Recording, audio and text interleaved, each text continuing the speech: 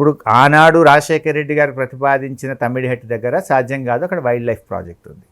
సరే కొద్దిగా కిందికి వచ్చి వైల్డ్ లైఫ్ను తప్పించి కట్టుకోవాలన్నా కట్టొచ్చు, కానీ ఎంత ఖర్చు పెడతావు, నువ్వు వాడే నీళ్ళు ఎంత, నంబర్ 1.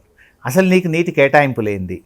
నువ్వు ఇప్పటికి 2.5 సంవత్సరాలు పొడగొట్టినావు. ఫస్ట్ మహారాష్ట్ర ఒప్పుకోవాలి, దెన్ డిపిఆర్ తయారు కావాలి, దెన్ కేంద్ర ప్రభుత్వం నుంచి అనుమతులు రావాలి, అండ్ దానికి ఎక్కడ ఆయకట్టిస్తావు, అసలు దేనికోసం ఆ నీళ్ళు వాడతావు చెప్పాలి.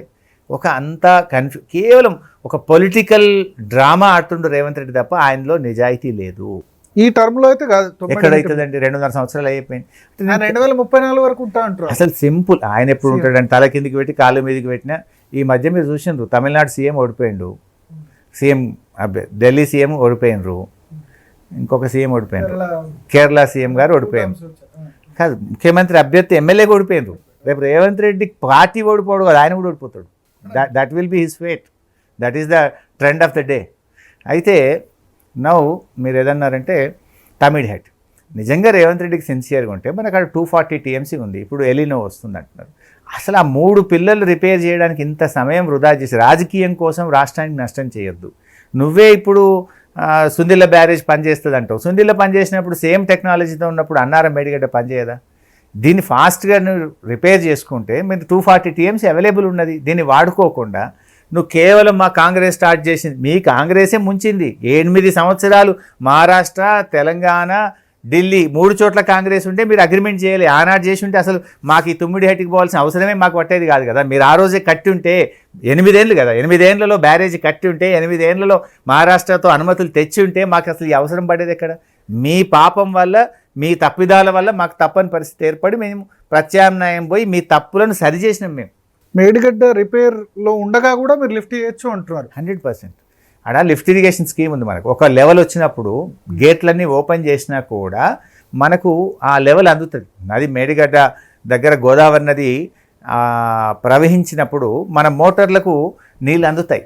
మనం ఆన్ చేసుకొని, మోటార్లు ఆన్ చేసుకొని అన్నారం నుంచి సుందిల్ల నుంచి ఎల్లంపల్లికి తెచ్చుకునే అవకాశం ఉంది. కొద్దిపాటి గ్రౌటింగ్, నిన్న గవర్నమెంట్ స్టేట్మెంట్ ఇచ్చింది, సుందిల్ల బ్యారేజ్ మంచిగా ఉంది, కొద్దిగా గ్రౌటింగ్ చేస్తే దాన్ని వాడుకోవచ్చు అన్నారు. సుందిల్ల అట్లే ఉంది, అన్నారం కూడా అట్లే ఉంది. కొద్దిగా గ్రౌటింగ్ చేసి వాడుకొని నీళ్ళు తెచ్చుకునే అవకాశం ఉంది. ఇప్పుడు ఎల్నినో ఇయర్ అంటున్నారు, కానీ కాళేశ్వరం కంప్లీట్ అయినప్పటి నుంచి ఎప్పుడు కూడా ఫుల్ యూటిలైజేషన్ అవసరం పడలే, బికాజ్ వర్షపాతం చాలా ఎక్కువ ఉంది. సో ఇటువంటి ఇయర్స్లో అంటే ఒక 5-6 సంవత్సరాలకోసారో 10 సంవత్సరాలకోసారో అవసరం పడే ప్రాజెక్టుకు ఇన్ని కోట్లు ఖర్చు అవసరమా అని అంటే ఎల్లంపల్లి నుంచే సరిపోద్ది కదా. ఎల్లంపల్లి నుంచి యావరేజ్గా 300 TMC లాస్ట్ 10 yearsలో పోయినాయి కిందకి. 1,00,000 కోట్లు ఫస్ట్ ఆఫ్ ఆల్ బీఆర్ఎస్ ప్రభుత్వం ఖర్చు పెట్టింది 84,000 కోట్లు. 84. అంతకుముందు కాంగ్రెస్ పెట్టిన 10 కలిపితే 84 + 10 అంటే 94 అవుతుంది. 84లో ఎల్లంపల్లి నుంచి మేడిగడ్డకు పెట్టిన ఖర్చు ఎంత? 12-13 కోట్లు. రిమైనింగ్ అంతా పాతదే కదా. 1,00,000 కోట్లు కాళేశ్వరం పెట్టలే కదా. Kaleshwaram means Medigadda to Kondapochamma Sagar. అట్లా SRSPలో కూడా 2 ప్యాకేజీలు ఉంటాయి, ప్యాకేజ్ 26, 27, అది కూడా కాళేశ్వరమే. సో కాళేశ్వరం అంటే ఒక తప్పుదో పట్టించి మసిబూసి మారేడికాయ చేసి బురద జల్లే ప్రయత్నం చేస్తున్నారు. సో ఈ 2 పిల్లర్ల వాల్యూ ఎంత? హార్డ్లీ 250 కోట్లు ఉంటుంది, 250 crores ఉంటుంది. 250 కోట్లకే ఎంత బదనమైనారా చేస్తున్నారు. సో ఇప్పుడు అంటే మళ్ళీ వాళ్ళు ఏమంటారంటే మళ్ళీ పిల్లర్స్ పెట్టినా సరే మళ్ళీ ప్రమాదం ఉంది. మరి ఇప్పుడు నువ్వే చెప్తున్నావు సుందిల్ల వనికి వస్తుందని. సుందిల్ల ఎట్లా వనికి వస్తుంది మరి? ఇప్పుడు నువ్వేమంటున్నావు? నువ్వు తమ్మిడిహట్టికి వచ్చి సుందిల్లలో పోతా అంటున్నావు. మరి మేడిగడ్డ పిల్లర్ ప్రమాదం ఉంటే సుందిల్ల కూడా ప్రమాదం ఉండాలి కదా. ప్రమాదం లేదు కనుకనే సుందిల్ల వాడతా అంటున్నావు. ఇదంతా drama, political drama and vindictive. ఇంకొక ప్రధాన issue sir, cost benefit ratio. తెలంగాణకు మీరు అన్నట్టు లిఫ్ట్ ఇరిగేషనే ఇంకా ఆధారం, ఇంకా వేరే లేదు. ఇప్పుడు లిఫ్ట్ ఇరిగేషన్ స్కీమ్స్ సంబంధించినవి దాదాపు 30,000 కోట్లు కరెంటు బిల్లు కట్టాలేమో మీ ప్రభుత్వం ఆ ప్రభుత్వం కలిపి. ఇంత చేసి మళ్ళీ వరి పంట అంటే ఒక 50,000, 60,000 ఎకరానికి ఖర్చు పెడితే వచ్చే పంట 30,000 ఉంటుంది. దీని బదులు ఫస్ట్ ఆఫ్ ఆల్ 50,000, 60,000 అనేది ఒక తప్పు. 50,000 ఎకరానికి ఖర్చు అవుతుంది ఒక తప్పు.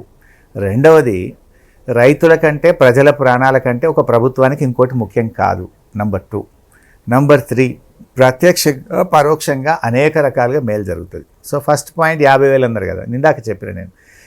మోటార్లు మనం మిడ్ మానేర్ నుంచి ఆన్ చేసినప్పుడు సగం మోటార్లు నడవయి, we run only 50% 310 meters to 6.